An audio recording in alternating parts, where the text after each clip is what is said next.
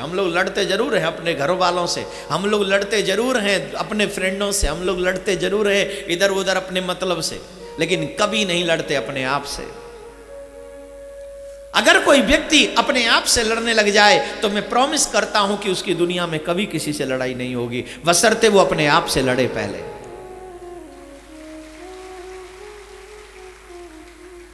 हम लोग अपने आप से फाइट कर नहीं पाते, इसलिए दूसरों पे अपना सारा गुस्सा निकाल देते। तेनू ही देख ले ये थे आ जाएगा उका।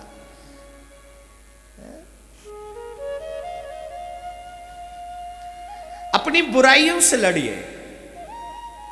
अगर पांडवों की विजय कौरवों से लड़कर होती है तो मतलब है कि कौरव यहां पांडव अपने आप से लड़ रहे थे, मतलब अपने भाइयों से लड़ रहे थे।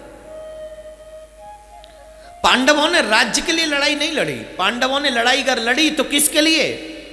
पांडवों ने लड़ाई लड़ी है तो मात्र और मात्र सत्य के लिए। जीवन का सार सत्य है मेरे भाई बहन। सत्य के लिए जान भी देनी पड़े तो यू विल बी रेडी, तैयार रहो हमेशा। तो ये भागवत ऐसा पावन पुनीत ग्रंथ है जिस कथा को सुनने के बाद प्रेत बने उस धुंधकारी का भी कल्याण हो गया। आगे के कथा क्रम में सूत जी महाराज बताते हैं शौनकादिक ऋषियों को, हे ऋषियों, पांडव और कौरवों की जो लड़ाई हुई वो क्यों हुई, कैसे हुई, मैं आपको बताता हूं। हर एक लड़ाई के पीछे दो चीजें होती हैं, एक स्वार्थ होता है, सबसे बड़ी अहम भूमिका होती है स्वार्थ की। हम लोग किसी से क्यों लड़ते हैं? क्योंकि जब सामने वाला हमारा स्वार्थ पूर्ण नहीं करता तो हमारा मन उससे द्वेष करने को होता है, उसे लड़ने को होता है। मीन्स हम लोग चाहते हैं सामने वाला हमारी रिस्पेक्ट करे और सामने वाला नहीं करता है तो हम लड़ते हैं। हम सोचते हैं सामने वाला हम जो कहें वो करे, वो जब नहीं करता है तो हम उसे लड़ते हैं। हम सोचते हैं कि सामने वाला हमें स्वादिष्ट भोजन बना बना के खिलाए और जब वो नहीं खिलाता है तो हम लड़ते हैं। हम सोचते हैं कि सामने वाला सिर्फ हमारी ही बात माने, किसी और से गल्ला ना करे, और जब वो करता है तो फाइट होती है। हाँ या ना बोलिए? ये जितनी भी लड़ाइयां हैं ये सिर्फ स्वार्थ पे डिपेंड है। जब आप इतने स्वार्थी हो जाते हो कि सिवाय अपने आप के किसी और को नहीं देखते, उस समय आप लड़ने के लिए तैयार हो जाते हो। और कौरवों का जो श्रेष्ठ है वो दुर्योधन, वो बहुत बड़ा स्वार्थी है। दुर्योधन चाहता है कि मेरे भाई को अर्थात धर्मराज को कुछ न मिले, जो भी कुछ हो वो मुझे मिले, इसलिए वो स्वार्थी है। मानवता ये नहीं कहती कि सारा कुछ तुझे मिल जाए, मानवता ये कहती है कि मेरे साथ तुझे भी मिल जाए। और श्रेष्ठ मानवता इसको कहते हैं मुझे मिले न मिले पर तुझे मिल जाए।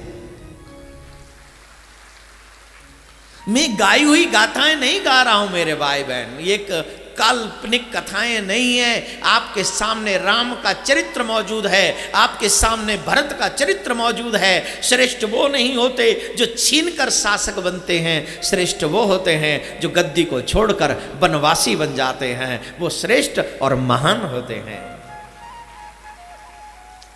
जिस मकान के लिए, जिस दुकान के लिए, जिस संपत्ति के लिए तुम अपनों से लड़ते हो, कितने दिन वो तुम्हारा साथ निभाएगी?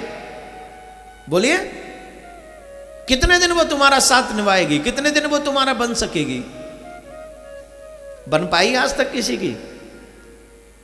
हुई ना किसी की क्या होगी हमारी, देख ली तेरी दुनिया सारी, हुई ना किसी की क्या होगी हमारी। ये दुनिया ना तो किसी की हुई है और ना होगी। अगर तुझे ये गलतफहमी है कि ये दुनिया तेरी हो जाएगी तो बहुत जल्दी ये दुनिया वाले तेरी इस गलतफहमी को भी दूर कर देंगे। बोलो राधे राधे। जोर से बोलना पड़ेगा, और जोर से बोलना पड़ेगा जरा। मैंने देखा है इस संसार में, इस दुनिया में कई बार ऐसा हुआ जो खूब अकड़ के चलते थे, मिट्टी में मिलते देखा। अभी इतने लोग बैठे हैं, इससे भी ज्यादा कई लोगों के पास में पहले लोग बैठते थे, फिर बाद में लोगों ने बैठना ही बंद कर दिया। क्यों? किस लिए? क्योंकि ये दुनिया कभी किसी की हुई नहीं है एक्चुअली। ये अपने मतलब से आती है और मतलब से जाती है। हाँ, अगर गोविंद की कृपा हो तो संभवतः ये जीवन पर्यंत बना रह सकता है, लेकिन जीवन उपरांत में तो नहीं। जब मृत्यु आ जाएगी तो उसके बाद थोड़ी आप, अगर यहाँ किसी कथाकार की, ऑब्वियसली हमसे पहले कितने कथाकार गए हैं, तो उनके साथ में क्या आप भी मर जाते हो? कोई श्रोता मरता है क्या कि महाराज चल बसे स्वर्गवासी हो गए, वैकुंठवासी हो गए, हम भी चले वहीं कथा सुनेंगे? बोलिए, कोई नहीं जाता है ना। क्यों? क्योंकि दुनिया सिर्फ दुनिया तक सीमित है, उससे आगे नहीं। उससे आगे सिर्फ परमात्मा ही सीमित है, परमात्मा का नाम सीमित है, वहाँ अपार है, परमात्मा अगाध है। और उस परमात्मा की शरणागति ग्रहण कर लेने से तेरा चरित्र हमेशा के लिए, तू रहे न रहे, जहाँ में तेरा चरित्र रह जाता है। लोग तुझे नहीं भूल पाते, तेरा नाम नहीं भूल पाते। मीरा की तरह नाम अमर हो जाता है, ध्रुव की तरह नाम अमर हो जाता है, प्रहलाद की तरह अमर हो जाता है।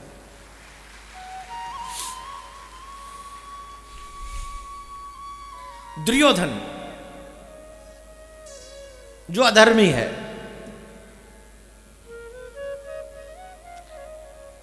जानते हो अर्जुन की कितनी पत्नियां थी? जानते हो? मालूम है? नहीं मालूम? बड़ी कथाएं सुनी है, नाम गिना दो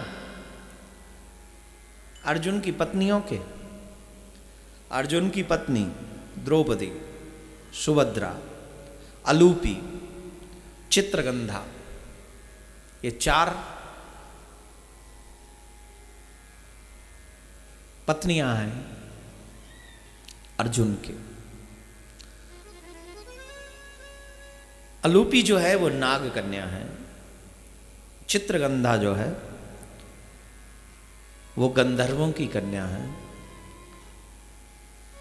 द्रौपदी के बारे में आपने बहुत सुना है, और सुभद्रा जी के बारे में मुझे बताने की ज़्यादा ज़रूरत नहीं है, क्योंकि सुभद्रा जी सर्वेश्वर से कृष्ण की बहन है। और इनका विवाह भी बड़ा दिलचस्प है। सुभद्रा जी के विवाह की जब मैं चर्चा करता हूँ, कभी कभी जब मन करता है, तो मुझे ऐसा लगता है कि दुनिया में कोई ऐसा भाई नहीं हो सकता जो अपनी बहन को भगाने की बात करे। और मेरा छलिया, मेरा कृष्ण ऐसा ही है जो अपनी बहन को कहता ही भाग जा।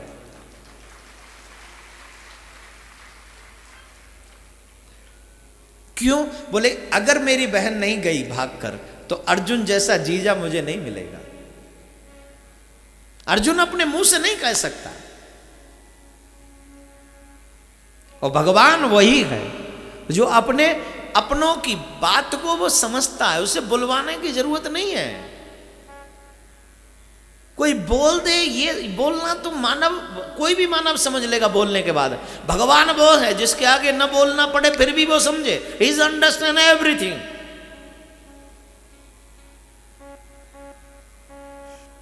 हमारे घर वाले तो हमारे बोलने के बाद भी अंडरस्टैंड नहीं करते।